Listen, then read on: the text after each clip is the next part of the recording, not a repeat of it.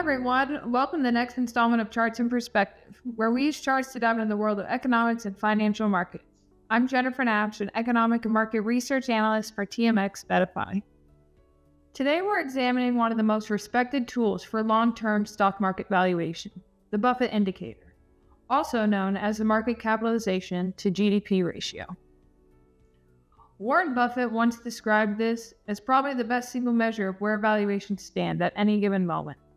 The logic is simple. We take the total market value of all publicly traded stocks and divide it by the country's gross domestic product. Using data from the Fed's Z1 report dating back to the mid-20th century, we can see the full historical context. Currently, with updated Q3 GDP estimates, the indicator stands at 230.3%, the highest level on record, and a clear signal of an overvalued market. If you look at the long-term chart, you'll notice a steady upward climb over the decades. While the ratio is rising, we need to know how far the current market has drifted from its historical norm. To do that, we have to detrend the data to see the valuation relative to its own path.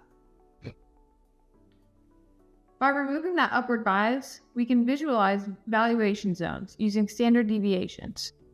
Today, the indicator sits 66.8% above its trend line. That's approximately 2.1 standard deviations higher than the norm, pushing us into strongly overvalued territory. To put this in perspective, there are only two other times in history we've seen levels this extreme: during the irrational exuberance at the turn of the century, and again during the peak of 2021. Being in this rare air suggests we are in a period of significant historical excess. While the Fed data offers a deep history, many investors prefer using the FT Wilshire 5000 index for the numerator because it's a more intuitive look at the broad market. Even with this alternative, the story remains the same.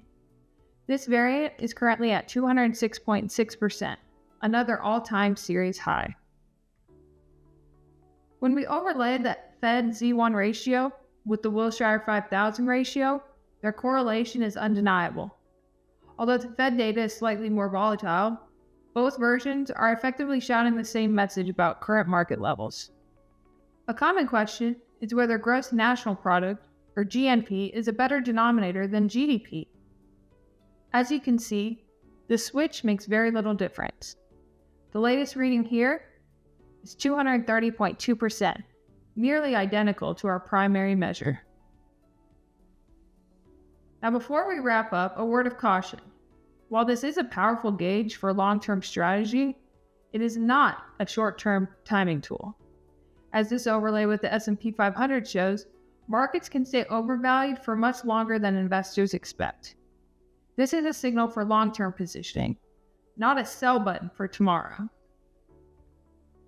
To summarize our findings today, the market is at historical valuation highs, regardless of which variant you use. That's all for our discussion. Thank you for tuning in. For more economic and market insights, you can find my content on the Advisor Perspectives website under the AP Chart section.